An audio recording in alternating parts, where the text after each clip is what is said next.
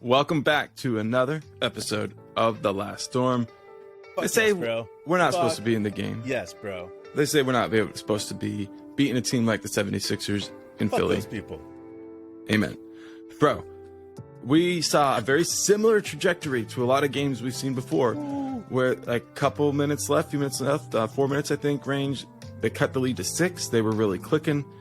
But then, what did Josh Giddey say, bro? Man, he just weathered the storm, baby. Just weathered that fucking storm. That's where we're at, guys. If you watch this team, you watch them, you can't help it. Shout out to Wash, our French buddy. He said it the best. These guys are like a fine lady, man. And you know what I got to say to that is that this team is like a very, very fucking fine lady. And you take her on a date, you know, and the whole time you're like, God, I hope she's not fucking crazy. You know what I'm saying, guys? Like, you're just like, God, I hope she's fucking not crazy because she's so fucking fine. And then, like, halfway through the night, you're like, okay, she's not fucking crazy, right? And like, God, I hope when she takes that makeup off, she doesn't look very good. I mean, I hope she looks very good. But, you know, you just never know, man. When they take the makeup off, it's always a fucking coin flip. And you know what? The Oklahoma City Thunder is like this, man. She's like the girl that doesn't wear makeup on the weekends. And she's always fucking chill. She's fucking fine as hell. And everybody that sees her, man, they want a piece of it, man. And that's what the Oklahoma City Thunder are doing. They're strutting around because they know that they are the finest fucking people in the building. Put a ring on it, man. How about Jay Will coming in, getting the start, saying, you're going to have to guard me on the perimeter, gets our first bucket of the game. And then when they decide to guard him, he starts driving, and it looks like, I don't know, Dr. J out there with an up and under. He finished in some incredible ways, and this is not the same J. Will we saw early in the season. He got us off to the right foot, and he made it so, like, Embiid was never really able to, you know, become comfortable on defense because he couldn't just settle in. Even Mike Muscala didn't, like the last time we saw him start, he didn't make Embiid quite as uncomfortable. And I think it was the fact that once Embiid had to be drawn out, with Mike, he could just slide. Like Jay Will, he's really good at driving. So that's something I didn't know about him necessarily. Big game by Jay Will. Obviously 37 by Shai. Giddey 20. And just he had 8 points in the fourth quarter. All of them were big buckets, weathering the storm, like you said. I mean, big plays by everybody. And in the end, we got to come back and play the Bulls the very next day. So it's a tough schedule. We get one day off, and then we go back and we play the Nets. But you look at the whole totality of the 2 games so far we played on this road trip, and we got 3 more coming up. But 2 good games so far. We're taking the right steps, and something feels good, bro. Something feels really good. Yeah, man. Let's just go back to talk about Jalen for a second here. Jalen would have gotten more playing time if it wasn't for the fact that he had 5 fouls. I mean, like, he was playing so hard out there. And some of these fouls that he's picking up, it's like, ugh. But they're rookie fouls. You know he's going to get over this fouling stage in his life. And that the fact is that the G League has been so good for him. He's had multiple games with 30 points, I think, in the G League, or at least 25-plus points in the G League. He's been able to get some big-time minutes in those G League games. And then I saw a video of him the other day. Is the Oklahoma City Thunder, they do a 3-point shooting contest at the end of every single practice, and Jalen won that, hit every single shot around the perimeter. So you're looking at this young man and you're saying, okay, how good can Jalen be? And that's what I love about this team, is that we're full of a bunch of guys like this. You know, we watched Trey Mann take Harden to school last night. I mean, Trey Mann was 5 for 9 and had 14 points, but he was going at Harden every single time he was out on the court. And I love that, man. He recognized that Harden doesn't like to play defense, and he just went at him. And I love the fact that this team is playing like this. They're recognizing where the weaknesses are on the defensive end, and they're taking advantage of them. They're recognizing where the weaknesses on offense are, and we're taking advantage of them. Embiid scored 30 points, but guess what? It didn't phase this team. You know, like, we were out there just balling, and we scored 19 points in the last 5.5, 6 minutes of the game. Like, this is exactly what we need to be out there doing. And we're attacking the hole. We're getting to the free throw line. And that's why we were able to put up those points in the last few minutes of the game, was because I think we had 5 or 6, not consecutive chances, but 5 or 6 buckets down the floor in a 9 possession time period that we went to the foul line. You know, and when we're doing that, it creates something more. And I think we hit all but one of those foul shots. I think there was one guy that missed it. I don't remember who it was, but it doesn't matter who missed it. But to be able to close a game out like that, and that's exactly what that was. It was closing out the game. We've seen this team do it before, and especially after getting so demoralized by the last game and having a team that shot 40 for 40 in the free throw line and barely beat us with the Heat. But this night, we shot 31 for 33, and it was all the difference in the game is getting to that foul line and consistently. It was a beautiful, beautiful thing watching last night. Yeah, it was. I mean, we did what we wanted to do. We closed the game, but like after that Heat game, it felt like we were on the verge of like actually being able to create a little separation in the end. But instead, the Heat were kind of did this bully ball against us, and all right, whatever. We've seen it before, right? And this time, it sounded like, I mean, from what Giddey was saying in the post-game press conference, like we anticipated that they would blitz us, and then we were able to counter, and that hasn't happened much. We've generally seen if we don't create enough distance, maybe 10 points before the buzzer, we're in trouble. Like winning close games is the hardest thing for us right now. It's the hardest thing for everybody. But like all those 15-point comebacks that we hear about, if we're not like taking the lead right at the end, like maintaining the lead at the end, that's a weakness of ours. So we're figuring it out and watching this team do it through really like pure effort, right? Like they're understanding, they're saying like, we're not going to win because of our size or our athleticism. We're going to win because we're going to be the first people on the ground for the loose ball. We're going to win because we're playing unselfish basketball and we're finding each other when the other person's open. And we're going to win because we take shots that make us comfortable within our offense. And ultimately, what really makes us win to me so beautiful was there was like a level of connection on defense. And really, I can only think of one play where it was like, okay, there was a defensive breakdown. Other than that, it was just like they would score, but they were hitting tough shots. I mean, each time down, I would be like, that's a good shot for us. That's a good shot for us. That's another good shot. They'd hit some of them, right? But you knew they weren't going to hit every shot. When a team's making layups on you, right? And you're kind of like, okay, they're going to make all of those shots. It's a different thing. We're making them take tough shots. We've seen them make those shots before, but you knew they weren't going to do it all game. And we put them in a spot where they needed to do it all game to beat us. Yeah, and how we were able to get into that fourth quarter, like you said, you touched on it a second ago, they were able to cut the lead to 6 points. I think it was 108 to 114 at the time. And when they were able to do that, I was a little scared. I mean, Embiid looked good. The crowd's getting hyped up.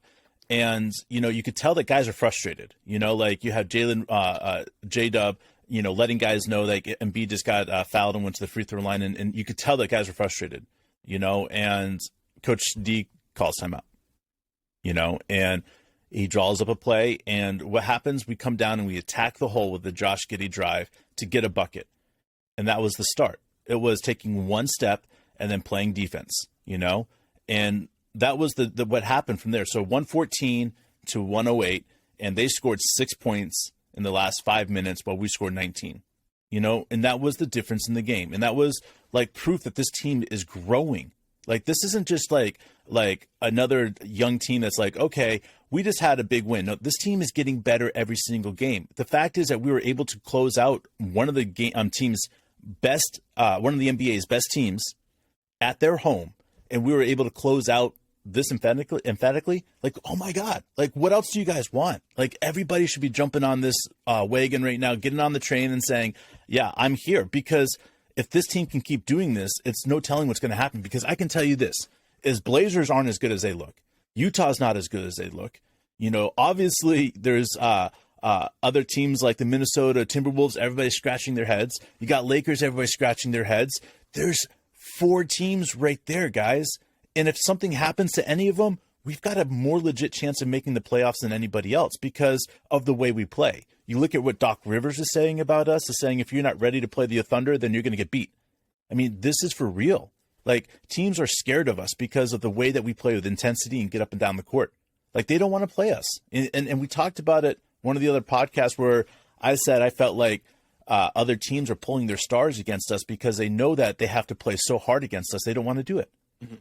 And I truly believe that, because when teams are forced to play against us and you're seeing Luka have to put out everything out there to get even a win, Or, the other night with the Heat, Butler had to do whatever it took. He had 23 free throws. I mean, do you think Butler enjoyed getting knocked down that many times throughout the night? Hell no.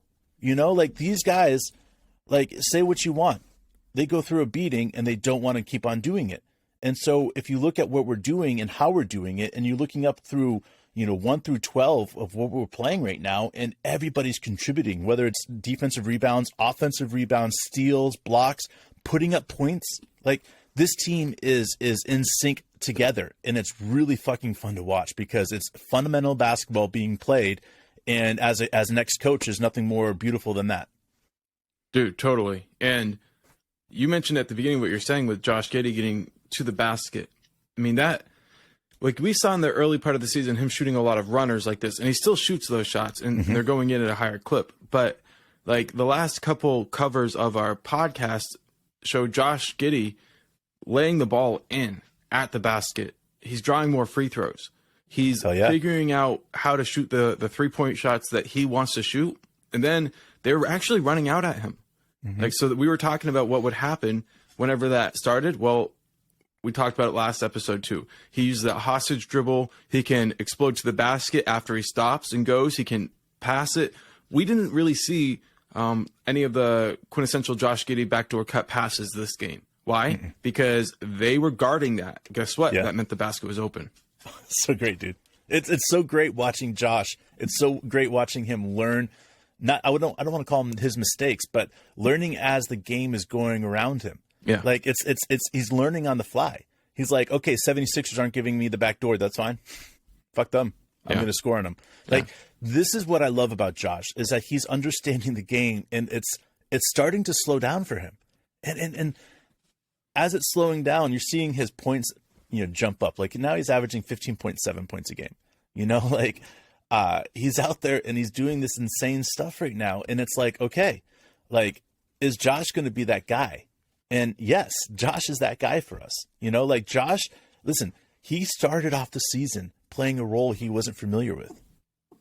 And he's learned how to play that role, not only effectively, but highly effectively, averaging 17.5 points a game during this time period in the last 14 games. This is exactly what's going on with Josh. This is his role. He's understanding it. The game is getting familiar. The team is flowing. He understands where he's at on defense. He understands where he's at on offense. He's an all-around player that you need on the floor.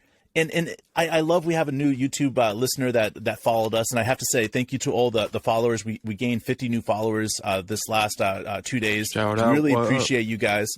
But one of our new followers, he said, I don't think you guys expanded enough on how wonderful Josh is. Well, first of all, we have probably 40 episodes on Josh, maybe 50 episodes on Josh over the last 2 years. And, we've done extensive work, scouting his dad work, his mother playing.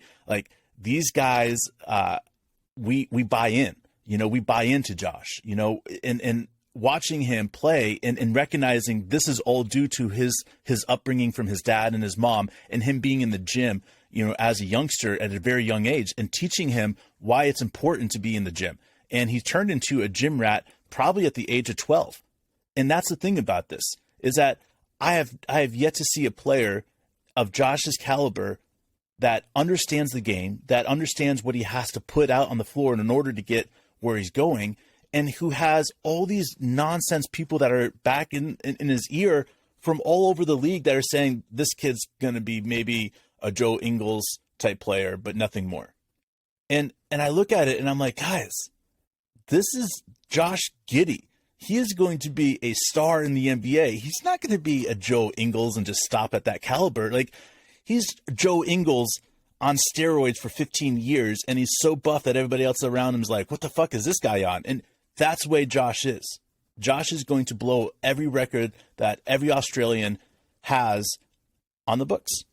There's nothing safe with Josh because he's so phenomenal, and it's going to be early in his career that he starts breaking those records, because Josh is one of those guys that he's a fundamental building block of every organization needs and wants. Yeah, and we can be like, oh, his 3-point shot's improving, and it is. And you could be like, well, he's finishing at the basket better. He is. He's playing better defense.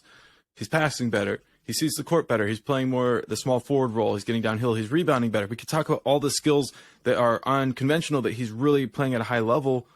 But really what matters right now to most of us is his competitiveness.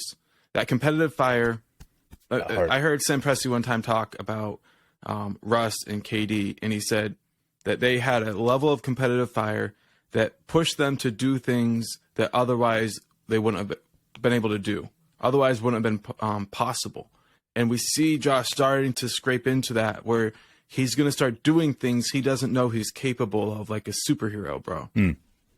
Bro, that's all I got to say. Yeah, and you know, we didn't really touch on Shai's massive game at 37 points, 6 assists, 8 rebounds. But I want to say this, is that the way we're taking care of the ball right now is truly spectacular. We had, I think, 3 offensive charges last night, which were 3 turnovers. But other than that, we only had a total of 11 turnovers. You know, a couple of them were bad turnovers, but you can see this level of taking care of the ball as a team that's truly spectacular. And it's not just one player. It's across the board. We're attacking where the weak spots are at.